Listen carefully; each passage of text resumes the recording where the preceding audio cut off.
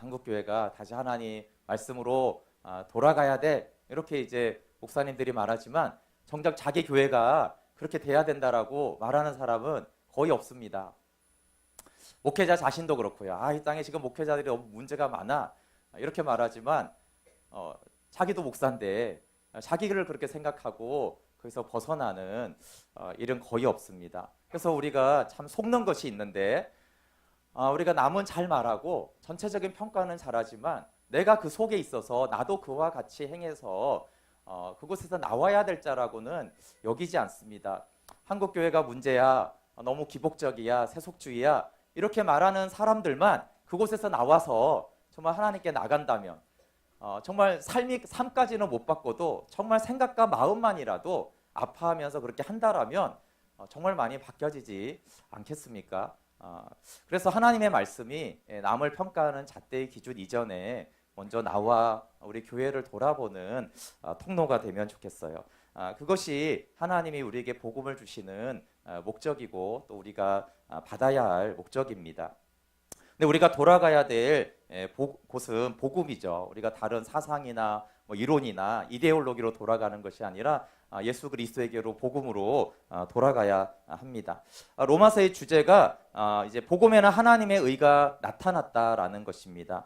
우리 로마서 1장 16절 17절 봉독이지만 다 같이 다시 한번, 이게 이제 로마서 전체를 이렇게 요약을 하면 이 말씀이다라고 할 수 있거든요. 그래서 주제이기 때문에 우리 1장 16절 17절 다시 한번 우리 큰 소리로 한번 읽어보겠습니다. 시작.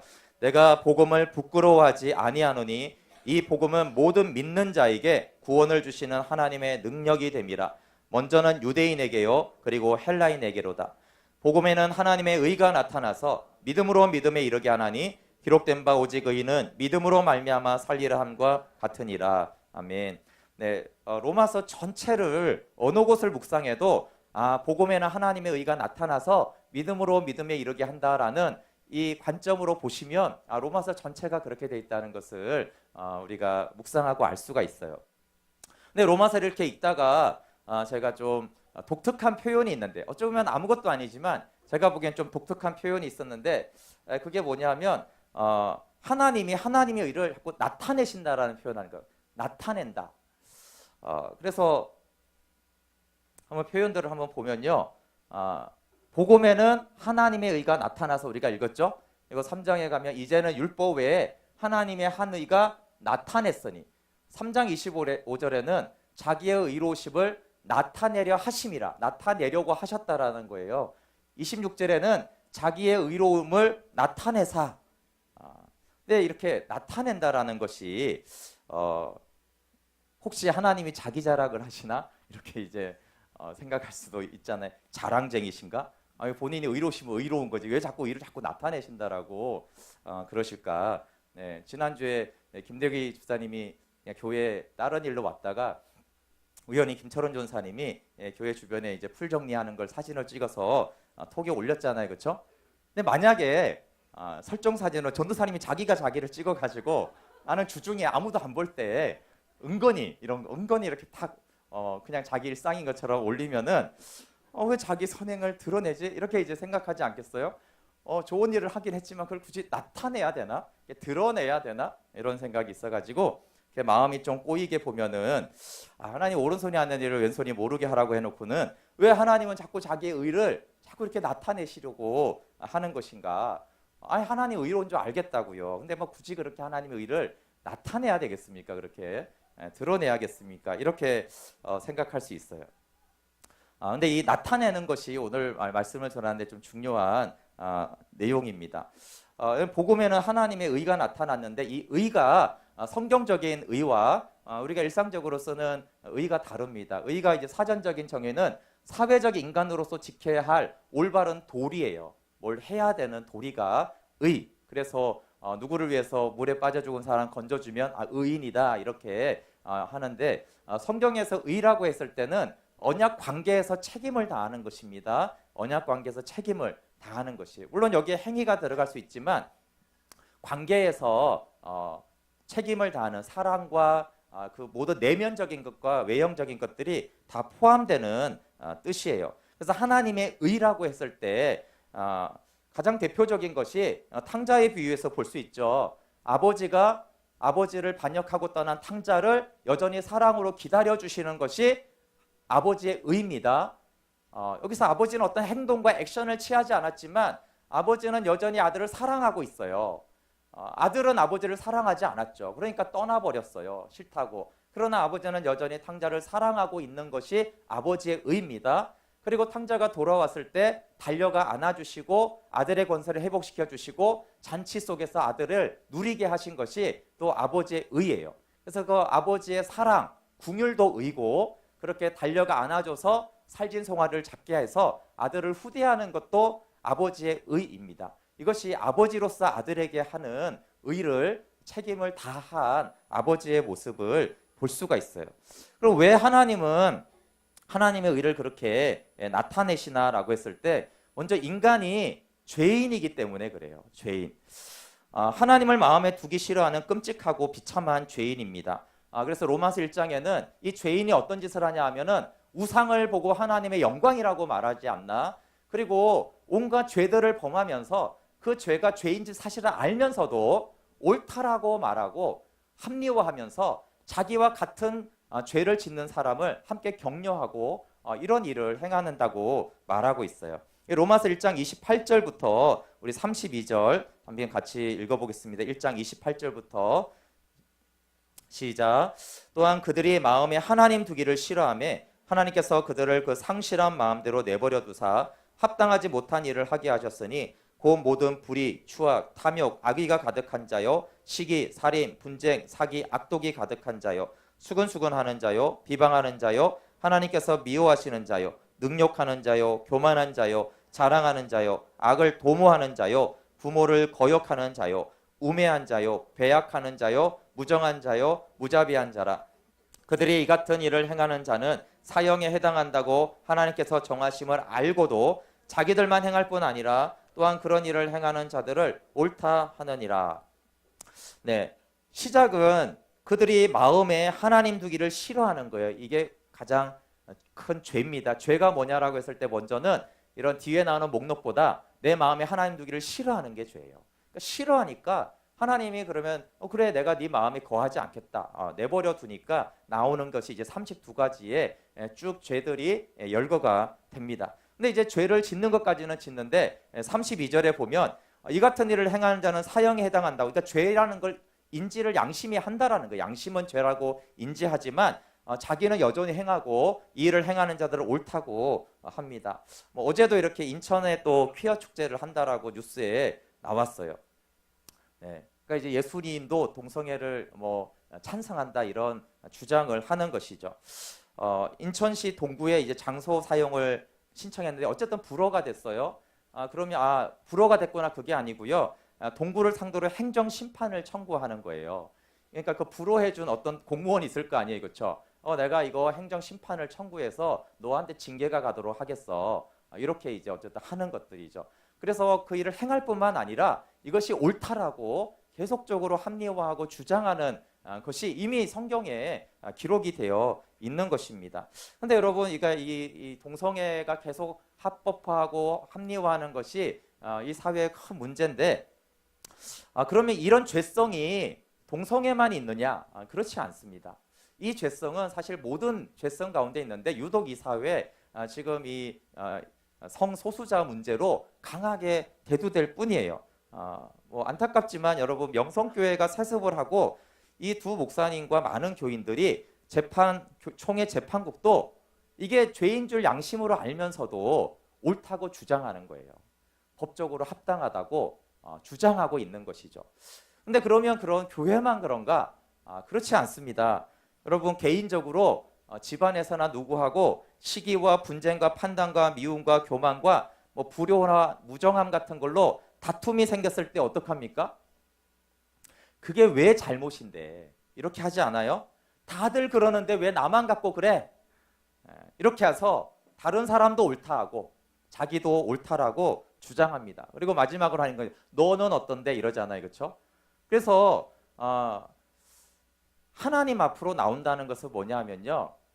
그 죄가 죄라고 말할 때 인정하는 거예요. 내가 시기하고 미워했을지라도 시기한 게 맞다. 미워한 게 맞다. 내가 욕심 부린 게 맞다.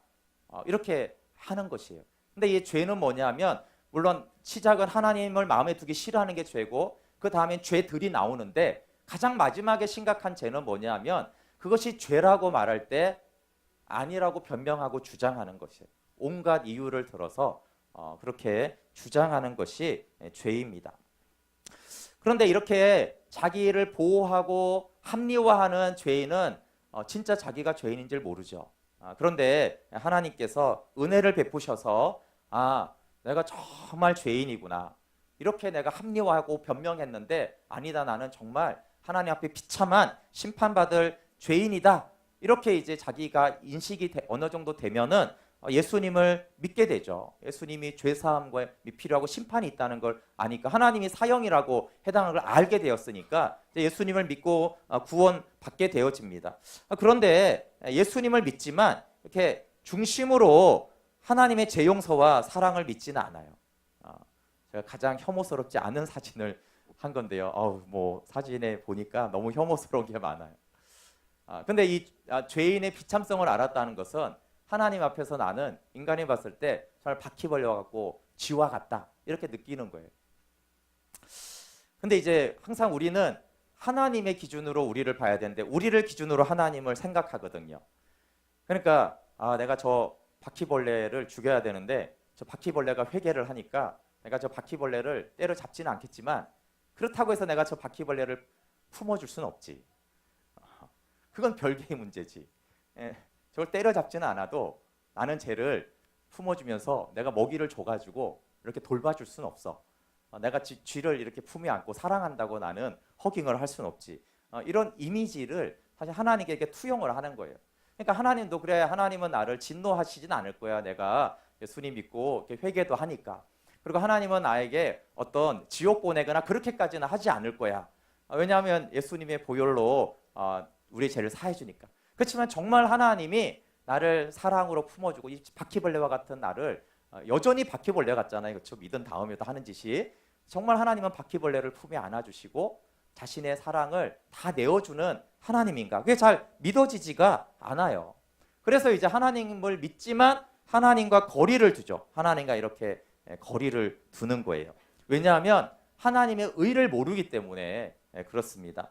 탕자는 한동안 돼지를 치면서 지엄열매를 왜 먹었을까요? 성경에 이제 얼마 동안 그랬는지는 안 나와요. 그런데 우리 신앙생활 하는 사람들을 보면 아마 아주 오랫동안 돼지를 치면서 지엄열매를 먹었을 것 같아요. 왜냐하면 비참하다고 금방 안 돌아오더라고 사람들이.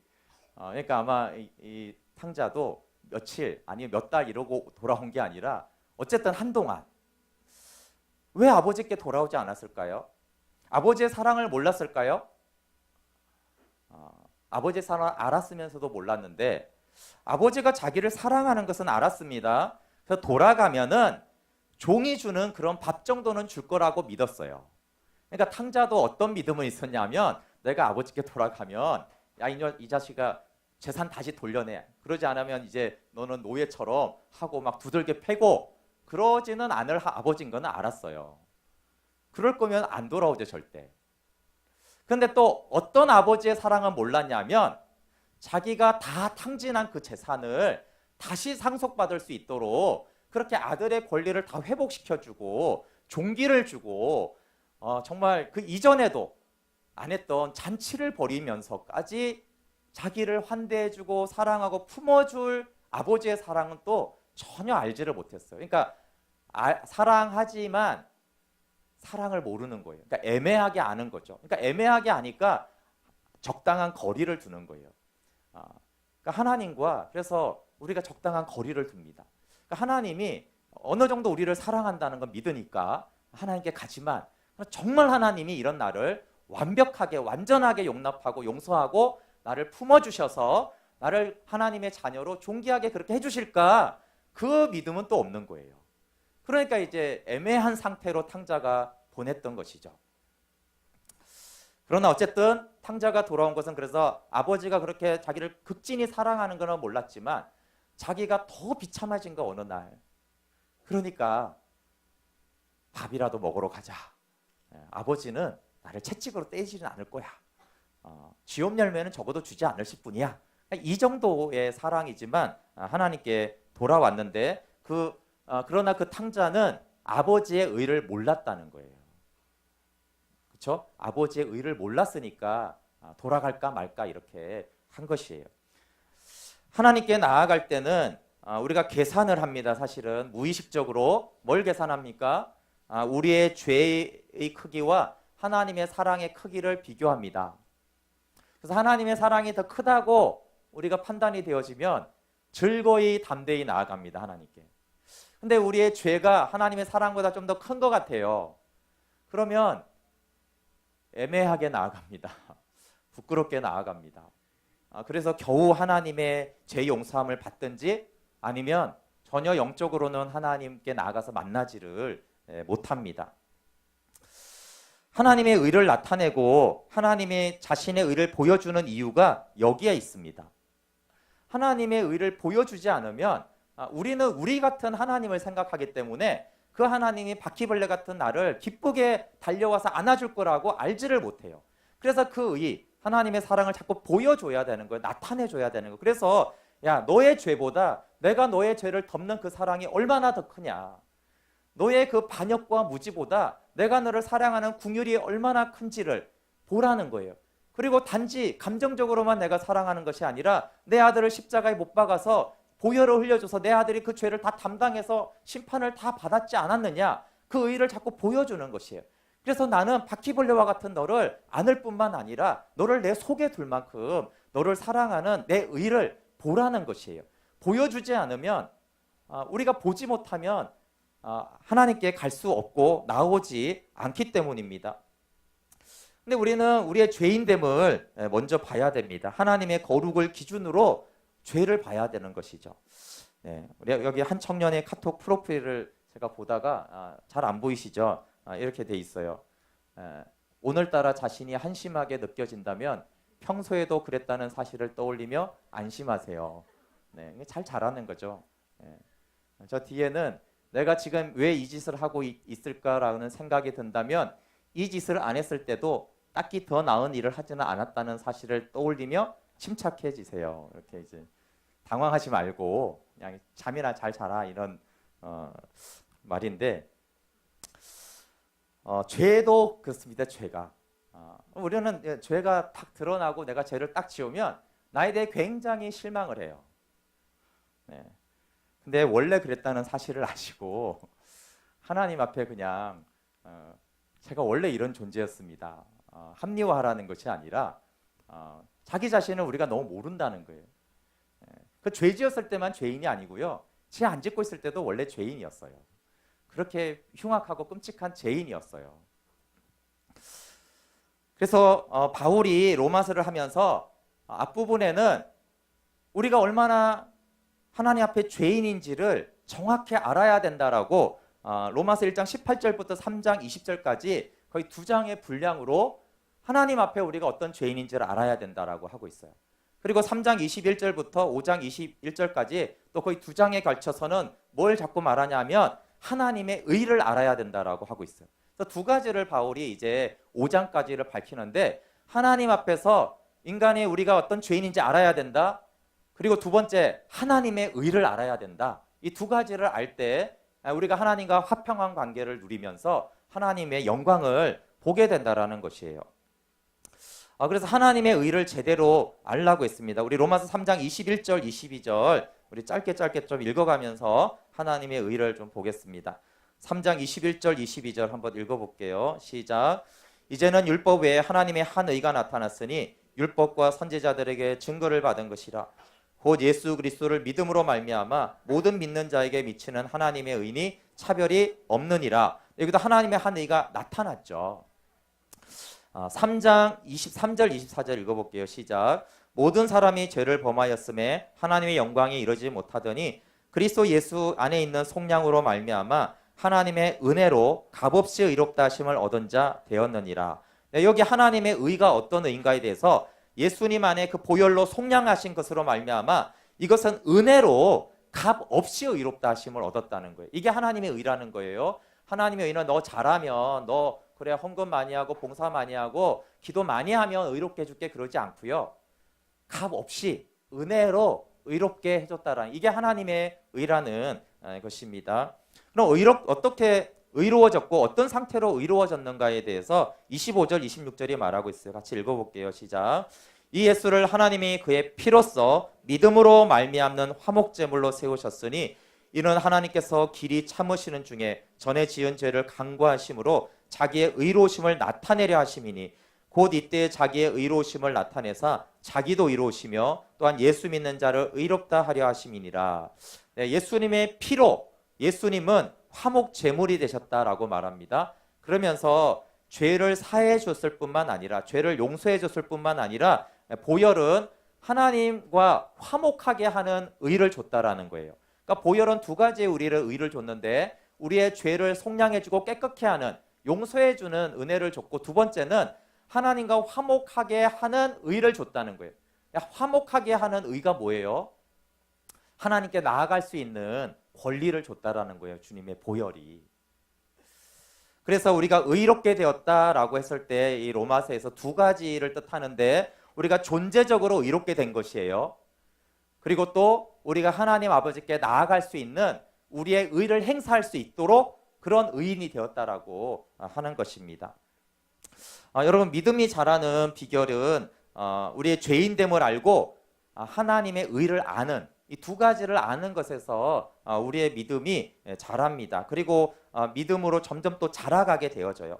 믿음이 생기는 비결은 우리 로마서 10장 한번 뒤로 가보실래요? 10장 17절, 믿음이 처음 어떻게 생기고 자라는가에 대해서 로마서 10장 17절 한번 같이 읽어보겠습니다.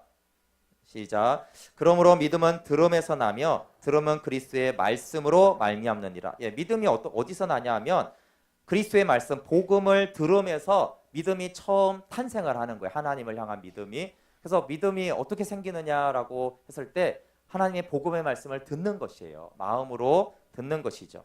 우리 10장 8절 9절도 읽어볼게요. 시작. 그러면 무엇을 말하느냐? 말씀이 내게 가까워 내 입에 있으며 내 마음에 있다 하였으니 곧 우리가 전파하는 믿음의 말씀이라. 내가 만일 내 입으로 예수를 주로 시인하며 또 하나님께서 그를 죽은 자 가운데서 살리신 것을 내 마음에 믿으면 구원을 받으리라. 네, 그래서 복음의 말씀을, 복음을 들으면 믿음이 생기고, 믿음이 생겼는데, 그래서 복음을 믿으면 이제 구원을 받는 거죠. 그래서 복음을 믿어 구원받기 위해서는 복음의 말씀을 들어야 합니다. 그런데 이것이 이제 로마서의 믿음이 처음 생겨서 어떻게 구원받고 믿는 자가 되었는가에 대한 내용이고요. 이제 로마서 아까 1장과 3장에 나오는 것은 믿음이 자라는 비결이에요. 우리 1장으로 다시 한번 가볼게요. 그러면 이제 믿게 되었는데, 믿음이 생겼는데, 이 믿음이 이제 자라는 것에 대해서, 영적인 어린아이에서 청년으로 아비로 자라는 것에 대한 비결에 대해서 복음에 나타난 하나님의 의를 날마다 경험하라는 거예요. 십자가의 앞에서 비참한 우리를 드리고 구속받아서 날마다 우리를 아버지처럼 품어주시는 그 하나님의 의를 우리가 경험하고 만날 때 이 믿음이 자라는 거예요. 그래서 이 로마서 1장 17절에 보시면 복음에는 하나님의 의가 나타나서 믿음으로 믿음에 이르게 하잖아요. 그렇죠? 믿음으로 믿음에 이르는 거예요. 이 계단하고 똑같아요. 이렇게 믿음으로 하나님께 맡기는 것인데, 저렇게 내가 이렇게 하나님의 의, 하나님의 구속, 하나님의 화목제물 되심을 알아서 이렇게 믿음이 자랐잖아요. 그렇죠? 그러면 그 믿음으로 있는 게 아니라 내가 오늘 이 예배를 통해서 하나님의 의를 내가 알았잖아요. 그렇죠? 값없이 의롭게 하시는, 값없이 화목제물 되게 하시는, 탕자를 안아주시는 그 하나님의 의를 내가 만나고 믿고 받아들이잖아요. 그러면 이 한 계단을 또 믿음에서 믿음으로 이루는 거예요. 그리고 이 믿음을 가지고 또 믿음으로 나가서 또 하나님의 의를 만났을 때 믿음에서 믿음으로 이루는 것이죠. 그렇게 계속 믿음에서 믿음으로 이루고, 그 다음에 또 믿음에서 믿음으로 이루고, 이걸 날마다 이렇게 하게 되어지면 어떻게 돼요? 그러면 오직 믿음으로 말미암아 살리라. 영적인 아비가 돼서 영적으로 그리스도의 장성한 분량이 충만한 자까지 자라가게 되는 것을 말씀하고 있어요. 그래서 믿음이 처음 생기는 것과 믿음이 자라는 것은 다 복음에 나타난 하나님의 의를 듣고 믿음으로 생기는 거예요. 처음 그 하나님의 의를 받아들이면 이제 처음 믿음이 생긴 것이고, 그리고 계속 그 복음에 나타난 하나님의 의를 계속 우리가 받아들이고 믿고 경험할 때 우리의 믿음이 계속적으로 믿음에서 믿음으로, 또 그 믿음에서 또 그 믿음으로 1층까지 왔는데 1층에서 이제 2층으로, 2층에서 3층의 믿음으로 그렇게 자라는 것입니다. 그러면 이제 이렇게 이 복음이 믿음에서 믿음으로 이르게 하는데, 그 복음은 구원을 주시는 하나님의 능력이라는 거예요. 그냥 믿음만 잘하는 것이 아니라 그 믿음은 우리의 영적인 삶과 우리의 신앙생활과 우리 일상의 삶에서 구원을 주시는 하나님의 능력이 된다라는 말씀이 이제 1장 16절에 있는 거예요. 1장 16절 한번 같이 읽어볼게요. 시작. 내가 복음을 부끄러워하지 아니하노니 이 복음은 모든 믿는 자에게 구원을 주시는 하나님의 능력이 됨이라. 먼저는 유대인에게요 그리고 헬라인에게로다. 이 복음은 그래서 믿는 자를 아까 뒤에 말하는 거예요. 믿음에서 믿음으로 이르는 자, 그 믿는 자에게 구원을 주시는 하나님의 능력이 됩니다. 우리가 믿음에서 믿음으로 이루는 만큼 우리의 옛사람과 육신의 자기 주장 의지로부터 우리가 구원을 받아요. 옛사람으로 죄짓게 하고 육신의 자기 주장 의지로 교만하고 하나님 노릇하는 것으로부터 어떻게 구원을 받는가라고 했을 때 복음이 그렇게 구원하는 하나님의 능력인 것이에요. 그런데 왜 뒤에 믿음에서 믿음으로가 있으니까 내가 믿음의 계단에서 어디에 있는가 만큼 나는 옛사람과 육신의 자기 주장 의지에서 구원을 받는 거예요. 그래서 거룩하게 살고 겸손하게 살아갈 수 있는 것은 믿음에서 믿음으로 지금 어디까지 이르렀는가의 만큼 그것으로부터 자유함을 누리는 것입니다. 그런데 바울이 결국은 오직 믿음으로 사는 데까지 이르라고 했으니까 그것으로부터 완전히 벗어나서 죄에서 벗어나 하나님 안에서 생명 안에서 왕노릇하는 데까지 너희가 믿음에 다 이르러야 된다라고 말하는 것이죠. 여러분, 하나님이 십자가로 하나님의 의를 나타내지 않았다면 어땠을까요? 아까 제가 처음에 하나님의 의를 나타냈을까라고 했을 때, 하나님의 의를 나타내든 안 나타내든 하나님은 의로우신 분이세요. 그렇죠? 하나님 우리를 사랑하시는 분이세요. 근데 만약에 하나님은 의로운데 그러나 십자가로 그 의를 나타내지 않았으면 어떻게 됐을까요? 만약에 하나님이 하나님의 의를 십자가로 나타내주지 않았다면 하나님은 나에게 어떤 존재가 됐을까요? 나는 하나님의 의를 얼만큼 알까요? 우리가 정말 하나님께 나아갈 수 있을까요? 그래서 하나님이 의로우신 뿐만 아니라 이 의를 나타낸 것이, 십자가와 부활로 나타낸 것이 얼마나 큰 은혜고 감사한 일인지, 그래서 하나님의 의를 더 나타내 주십시오. 물론 십자가 부활로 이미 완전하게 나타냈지만 이제 성령으로 하나님의 의를 계속 나타내 주세요. 왜 나타나지가 아니고요. 하나님 이제 성령으로 이미 나타난 하나님의 의를 저에게 더 나타내 주십시오. 저에게 더 드러내 주십시오. 그렇게 오히려 우리가 기도해야 되는 거예요. 그 하나님이 십자가로 그 의를 나타내 주신 것이 얼마나 감사한지 모릅니다. 하나님은 존재적으로 의롭지만 존재적으로만 의로우신 창조주 하나님이라면 우리는 하나님과 얼마나 거리가 멀겠어요. 물론 그분이 창조주입니다. 네, 우리가 섬겨야겠죠. 이런 건 할 수 있겠지만 어떻게 우리가 그 하나님을 기쁘게 찬양할 수가 있겠습니까? 근데 반대도 있어요, 여러분. 그러면 이제 믿는 자는 예수님의 피로 의롭게 되었잖아요. 근데 의롭게 된 우리가 아들을 힘입어 아버지께 나아가는 우리의 의를 나타내지 않으면 어떻게 될까요? 우리는 의롭게 되었는데 우리의 의를 하나님께 나타내지 않으면 어떻게 되죠? 그러면 하나님은 우리의 의를 나타내지 않는 우리를 어떻게 보시겠어요? 하나님과 우리는 어떤 관계가 될까요? 그래서 성경에는 어떻게 말하냐면 내가 너를 의롭게 했으니 너는 너의 의를 나타내라는 거예요. 하나님은 하나님의 의를 충분히 나타내십니다. 그리고 너희들도 너희의 의를 나타내라는 것이에요. 우리의 의가 뭡니까? 우리의 의는 행위가 아니라 아들을 힘입어 하나님 아버지께 나아가서 그분에게 찬양과 존귀와 영광을 돌려드리고 마음과 뜻과 힘을 다해 하나님을 사랑하는 것이 우리의 의잖아요. 그렇죠? 하나님이 우리를 구원하시고 사랑하신 것이 하나님의 의라면 우리는 하나님을 사랑하는 것이 하나님의 의고, 그 사랑은 아들을 힘입어 아버지께 나아가는 예배로 표현되는 것이잖아요. 그게 우리의 의예요. 그래서 쌍방간에 의가 있을 때 그곳에 화평이 임하는 것이에요. 네, 이 의를 나타내지 않으면 제가 이걸 찾다가 재미있는 사진을 찾았어요. 네, 주는 대로 먹어라. 네, 여기 말은 뭘 것 같아요? 네, 잘 찾네. 여자분들이 잘 찾으시네요. 그렇죠? 네, 아내 말을 잘 듣자. 저 꼬마는 무슨 옷 입고 있는 것 같아요? 예, 나도 언젠가는 쓸모가 있겠지. 네, 이런 가족이 되겠죠. 예, 가족은 가족인데 뭔가 썰렁하고 어색하고 예, 관계가 어려운 가족이 됩니다. 그리고 하나님과 우리는 아버지와 자녀를 가족이 되었지만 우리가 의를 드러내지 않는다면 우리의 의 이해 가시죠? 잘난 체 하는 거 말고요. 하나님을 사랑한다라는 것을 표현해서 나가지 않는다라면 하나님과 우리는 어떤 하나님의 가족이 되겠습니까? 그래서 의롭게 되었다 그게 끝이 아니라 우리가 받은 의로 우리는 우리의 의를 드러내고 나타내야 돼요. 하나님이 독생자를 보냈듯이 우리는 독생자를 힘입어 하나님께 나아가야 되는 것입니다. 하나님 우리를 죄 용서해 줬듯이 우리는 그 죄로 사함받고 감사하며 하나님의 은혜의 보좌로 나아가야 돼요. 피차가 의를 나타내고 드러내야 되는 거예요. 사실 이거는 우리 관계에서 너무 일상적이잖아요. 그렇죠? 네, 우리 뒤에 우리 최하늘 간사가 결혼식 한다고 이렇게 인사하러 왔는데 둘이 어떻게 결혼하게 되겠어요? 못 봐도 뻔하잖아요. 그렇죠? 그냥 속으로만 사랑하고 있으면 결혼이 되나요? 그것도 사랑이죠. 그게 사랑이 아니라고는 할 수 없어요. 마음에 사랑이 있는 걸. 사랑을 표현했을 거 아니에요. 그렇죠? 의를 나타냈어야지. 자기의 의를 나타내야지 관계가 되고 화목이 되고 결혼하자라고 하지 않겠어요? 그러니까 우리가 하나님의 구속의 은총을 우리 마음에만 두고 보혈의 은혜 마음에만 있고 그것을 힘입어 하나님께 나아가지 않는다라면 그렇게 하나님과 연합된 관계를 누릴 수는 없습니다. 그래서 우리의 의는 적극적으로 드러나고 나타나야 돼요. 그래서 화평과 연합과 화목과 기쁨은 쌍방이 의를 행할 때입니다.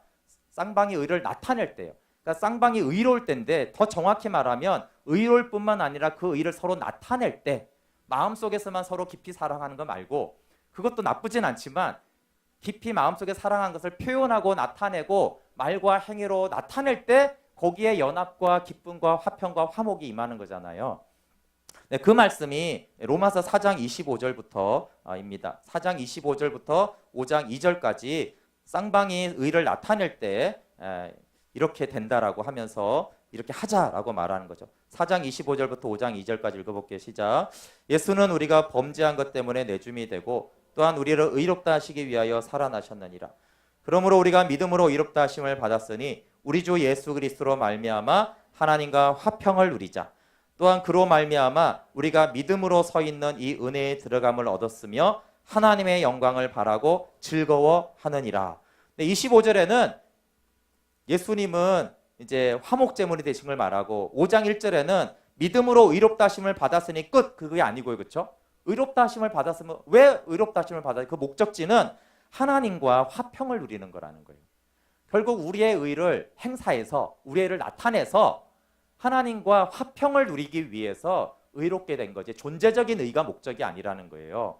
관계적인 의가 목적이라는 거예요. 그러니까 의롭게 되었으니 끝 그게 아니라 하나님께 나아가서 하나님의 의와 나타남과 우리의 의가 나타났을 때 어떻게 돼요? 거기 화평이 있죠. 근데 그 화평을 뒤에 뭐라고 말해요? 은혜에 들어간 것이고 그 화평에 들어가면 우리가 하나님의 영광을 바라며 즐거워하게 된다라고 말씀하고 있습니다. 그러면 이제 그 뒤에 쭉 나오는 것이 그 하나님의 영광을 바라고 화평 안에 너무나 기쁨이 충만하면 우리가 환난 중에도 즐거워할 수 있는 기쁨이 우리 안에 생긴다. 그래서 환난 중에도 우리가 환난 중에는 인내하라고 했는데 인내하는 힘은 그 기쁨이에요. 기쁨으로 환난 중에 인내할 수 있고 그렇게 하나님 안에서 의연하게 대처하면은 우리 안에 연단된 아주 인격적인 품격이 생기고 그 하나님의 재림을 소망하는 소망 가운데 살아가게 된다라고 말씀하고 있습니다. 네, 그래서 하나님이 십자가를 나타냈을 때 어떻게 나타냈어요? 바울은 나타냈다 이렇게 표현했지만 사실은 더 정확히 말하면 하나님은 아주 강력한 의지로 하나님의 의를 나타낸 거예요. 나는 반드시 내 아들을 보내서 십자가로 내 의를 나타내겠다라는 성경을 보면 아주 강력한 의지가 있잖아요. 마찬가지로 우리도 강력한 의지로 하나님 우리의 의를 나타내겠습니다. 그래서 이 하나님 우리가 우리의 의를 나타낸다라는 것을 팔레시아라고 한다고 그랬어요. 그렇죠? 아들을 힘입어 하나님께 나아가는 이 팔레시아를 하나님 저도 강력하게 자꾸 나타내고 표현하겠습니다. 그렇게 했을 때 서로 안에 화평이 있습니다. 이렇게 근데 날마다 하나님의 의가 나타났고 우리가 우리의 의를 나타냈을 때마다 어떻게 돼요? 복음에 나타난 하나님의 의를 경험하죠. 내가 생각했던 것보다 내가 아는 것보다 하나님의 사랑은 더 크구나. 하나님의 공의는 더 크구나. 하나님의 기쁨은 더 크구나. 그게 하나님의 의를 계속 나타난 하나님을 우리가 만나면 화평도 이루어지지만 그 화평 속에서 믿음으로 믿음에 이르게 돼요. 그래서 우리의 믿음이 자라가는 것이죠. 그래서 환난 중에도 기뻐할 수 있는 성숙한 믿음의 사람이 되는데 그 사람이 오직 믿음으로 살아가는 의인이에요. 그렇죠? 그래서 오직 믿음으로 사는 것, 오직 믿음으로 사는 것은 최악의 상황에서도 아들을 힘입어 아버지께 나아가는 거예요. 그래서 이 오직 믿음으로 말미암아 살리다가 하박국의 구약에 나오는데 이게 이제 신약에 2번이 인용이 되는데 로마서 1장에 이제 한번 나오고 히브리서에 나오는데요. 이 문맥과 내용이 같은 내용을 말하고 있어요. 그래서 믿음으로 오직 믿음으로 사는 것이 무엇인가에 대해서 복음에 나타난 하나님의 의를 날마다 경험하며 사는 것이 믿음으로 사는 거예요. 하나님과 화평 가운데 살아가는 것이 오직 믿음으로 사는 것입니다. 그리고 히브리서 한번 찾아볼게요. 히브리서 38장, 히브리서 10장 38절, 38장이 없죠. 히브리서 10장 38절도 이게 10장의 쭉 문맥을 보시면 로마서 1장에서 말하는 것 같아요. 여기도 오직 의인은 믿음으로 말미암아 살리라는 말씀이 나옵니다. 히브리서 10장 38절 39절 찾았으면 같이 읽어볼게요. 시작. 나의 의인은 믿음으로 말미암아 살리라. 또한 뒤로 물러가면 내 마음이 그를 기뻐하지 아니하리라 하셨느니라. 우리는 뒤로 물러가 멸망할 자가 아니요 오직 영혼을 구원함에 이르는 믿음을 가진 자리라. 네, 여기서 이제 계속 뒤로 물러가면 이럴 때 그 앞에 쭉 보면은 아들을 힘입어 하나님 보좌 앞에 나아가는 이 팔레시아의 권리를 말해요. 근데 그게 항상 그렇게 사는 자가 오직 믿음으로 사는 거고 상황이 안 좋아요. 히브리서의 배경은 외적인 박해가 있고 내적으로는 죄의 유혹이 많이 있었어요. 너무 힘들어, 바빠, 지쳐, 아파. 나는 마음이 너무 그렇게 그냥 메마르고 죄에 자꾸 넘어져. 그러니까 나는 보혈을 힘입어 하나님께 나아가는 것을 오늘은 안 할 거야. 이렇게 이제 하는 것이 뒤로 물러가는 거예요. 반대로 그럼에도 불구하고 몸도 아프고 상황도 힘들고 마음도 어렵고 감정도 그냥 사실은 별로 좋지 않지만 그래도 하나님의 의를 나타냈으니 십자가로 나도 그 십자가를 힘입어 하나님께 나아가야지. 그렇게 하는 것이 오직 믿음으로 말미암아 사는 거예요. 근데 그걸 하지 않고 뒤로 물러가면 하나님이 그걸 기뻐하지 않을 뿐만 아니라 뒤로 물러가다 보면 결국 어떻게 돼요? 믿음에서 믿음으로 이르듯이 반대도 있는 거예요. 물러가다 보면 어떻게 된다고? 마지막은 멸망할 자가 된다라는 거예요. 그러니까 하나님의 의를 계속 나타내며 오직 믿음으로 살아가는 하나님과 화평을 이루고 하나님의 영광을 보는 자가 되고 그걸 하루도 아니고 계속적으로 안 하다 보면은 결국 멸망에 이르는 자가 되니까 오직 영혼을 구원함에 이르는 믿음을 가진 자니라라고 했어요.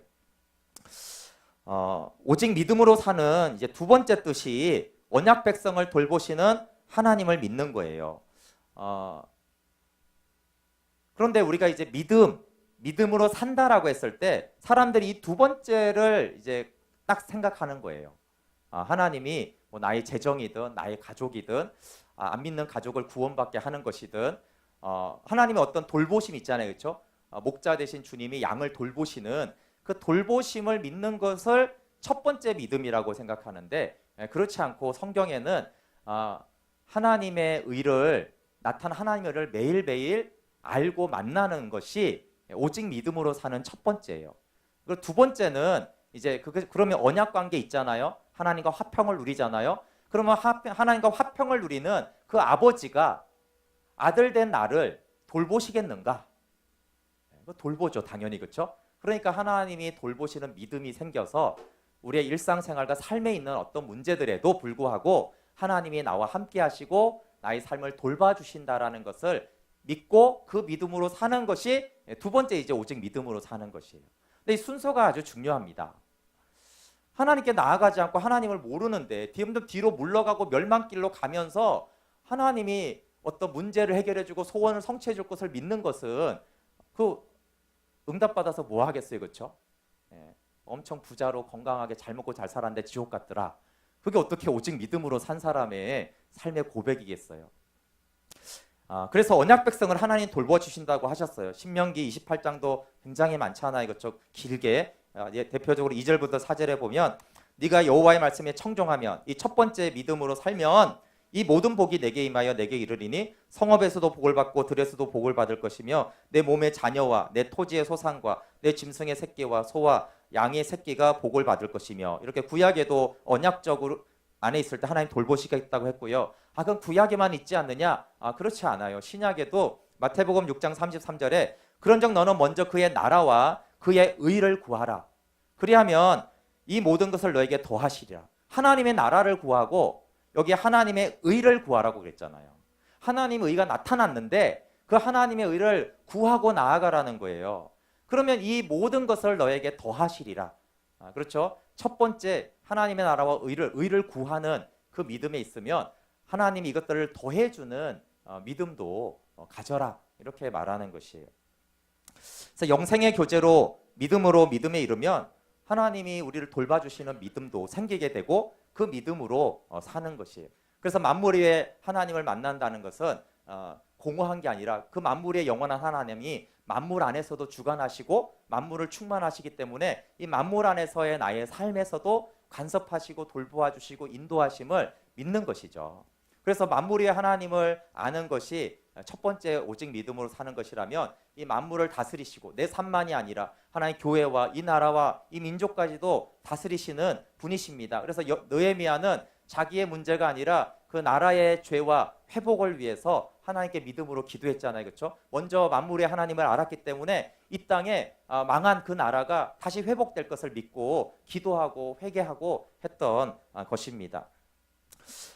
그래서 믿음의 출처는 자기 확신이 아니고 하나님의 교제로부터 나오는 말씀으로부터 나오는 것이 믿음입니다. 그래서 하나님과 교제 없이 나는 내 삶을 돌봐주실 것을 믿어. 그건 자기 확신이라고 하는 거예요. 자기가 자기를 확신하는 것이지 하나님과 교제로부터 나오는 믿음만이 하나님이 주신 믿음이고 그 믿음은 역사하는 능력이 있습니다. 네, 결론을 내겠습니다. 여러분 하나님과 화평을 누려야 합니다.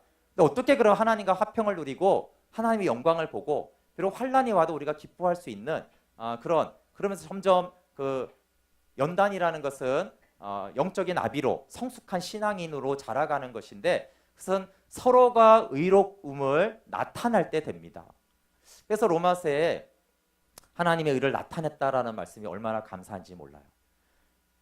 그리고 이제 바울이 사실 우리가 화평을 누리자 이 말은 뭐냐 하면 이제 의롭게 된 우리의 의를 우리도 나타내자 이 말이에요. 저쪽에서 먼저 사랑 고백을 해왔으니 나도 사랑 고백하면서 같이 저쪽에서 달려오고 있으니 이쪽에도 마주 달려가자 이렇게 하는 거예요. 그럼 탕자가 왔을 때 아버지가 달려왔잖아요. 그렇죠? 그러면 달려오는 물론 이제 탕자가 쑥스러워서 달려가지 못했지만 이제 하나님의 의를 알은 이제 잔치까지 들어간 아들이라면 이제 아버지 품에 돌아온 아들이라면 다시 이제 아버지와 아들이 이제 저쪽에서 이제 탕자가 아니고 그냥 아들과 아버지로 그러면 아버지가 너무 반가워서 달려오면 어떻게 하라고요? 아들도 달려가라는 거예요. 그래서 의가 서로가 이렇게 달려와서 그 의가 만나서 화평한 것이다. 근데 하나님은 이제 돌아온 아들을 향해서 얼굴 보면 너무 기뻐서 막 달려오시는데 아들은 가만히 있어요. 표현도 안 하고 멀뚱멀뚱 탕자로 돌아올 때처럼 그냥 이러고 가만히 있으면 화목하지 않잖아요. 아까 그 가족처럼 주는 대로 먹어라 뭐 이런 거 같잖아요. 그렇죠? 그래서 서로 달려가야지 그게 화평을 누리고 서로 달려갈 때 하나님의 영광을 우리가 보고 우리 안에 기쁨이 사랑이 충만하게 되고 그 삶으로 살아가게 된다. 그런데 바울이 말하는 거는요. 하나님의 의는 충분히 이미 나타냈다는 거예요. 이미 나타냈어요. 근데 바울이 우리 인간의 의는 나타났다 이렇게 말하지 않아요. 나타내라고 하지. 이해가 가세요? 하나님의 의는 이미 충분히 나타났다. 그러니까 성령으로 계시는 필요하지만 나타내 주세요라고 할 필요는 없다는 거예요. 이미 충분히 아들을 못 박음으로 나타냈잖아요. 그렇죠? 그런데 우리 인간 쪽에서 그것도 믿음을 오이롭게 된 자가 그 의를 나타내지 않으니까 그래서 성도의가 나타났다 이렇게 말하지 않고 나타내라, 나가라, 화목해라, 여겨라, 이런 식으로 계속 믿어라 이렇게 하면서 의를 나타내라. 그러면 화목하게 되고 영광 가운데 우리가 주님의 기쁨으로 이 세상이 환난도 있고 고난도 있지만 하나님의 사랑과 기쁨으로 넉넉하게 하나님이 살아가게 하시고 또 그 하나님 우리 삶을 돌봐주신다라고 말씀하고 있습니다. 그래서 쌍방이 의로워야 된다라고 말씀하고 있습니다. 네, 함께 찬양하고 같이 기도하겠습니다. 다시 한번 복음에 나타난 하나님의 의를 우리가 좀 바라보면 좋겠어요. 그 의는 정체되어 있는, 고정되어 있는 것이 아니고요. 그럼 하나님의 의는 나타나는 거예요. 아버지가 탕자에게 달려오듯이 그 의는, 그 의로우심은 나타나고 다가오는 의예요. 우리도 이렇게 예배 나온 거 너무 감사한 것은 집에만 처박혀서 의롭게 되었으면 이렇게 하지 않고 이렇게 예배 자리에 나온 것은 우리도 나아가고자 한 거잖아요. 그렇죠? 근데 바울은 하나님이 어떤 사랑과 열심으로 달려왔는지 좀 그 마음을 알아서 우리도 그 열심과 마음으로 좀 달려가는, 둘의 마음이 좀 같아야 되잖아요. 그렇죠? 하나님이 달려온 마음과 우리가 하나님께 나아가는 마음이 너무 다르다. 그래서 화평이 없고 영광이 없고 기쁨이 없는 거다. 그러니까 나아가자.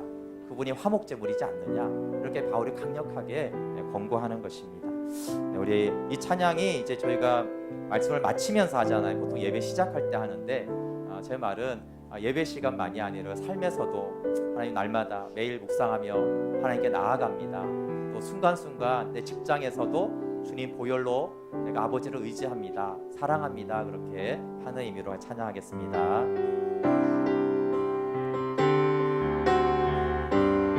보혈을 지나 보혈을 지나 하나님 품으로 보혈을 지나 아버지 품으로 보혈을 지나 하나님 품으로 한 걸음씩 나가네. 보혈을 지나 보혈을 지나 하나님 품으로 보혈을 지나 아버지 품으로 보혈을 지나 하나님 품으로 한 걸음씩 나가네. 존귀한 보혈을 내 영을 새롭게 하시네. 존귀한 주 보혈이 내 영을 새롭게 하네. 같이 기도합시다. 복음에는 하나님의 의가 나타나 있습니다. 복음의 말씀 앞에 나가면 복음의 말씀을 들을 때마다 하나님의 의가 계속 나타나 있는데 그 의는 고정되지 않고 우리를 향해 사랑으로 달려오시는, 우리의 죄를 사하시고 화평을 누리자, 내 품에 거해라, 내 사랑과 내 기쁨을 같이 나누자 달려오시는 하나님의 의가 복음에 나타나 있습니다. 그럼 우리가 응답하는 것이 믿음으로 믿음에 나가는 것입니다. 주님, 하나님의 의를 나타냈으니 저의 의도 나타나겠습니다. 보혈을 힘입어 아버지 품으로 날마다 때로는 순간순간마다 아버지 사랑 안으로 달려갑니다. 그 안에 거하겠습니다. 하나님, 내 의가 머물지 않고 고정되지 않고 내가 하나님의 말씀을 향해 달려가는 자, 은혜의 보좌로 달려가는 자, 어떤 어려움이 있고 어떤 어려운 환경에서도 내가 보혈을 힘입어 아버지께 나아가겠습니다. 그래서 하나님과 화평을 누리고 내가 아버지의 영광을 보기 원합니다. 같이 기도하겠습니다. 네, 하나님.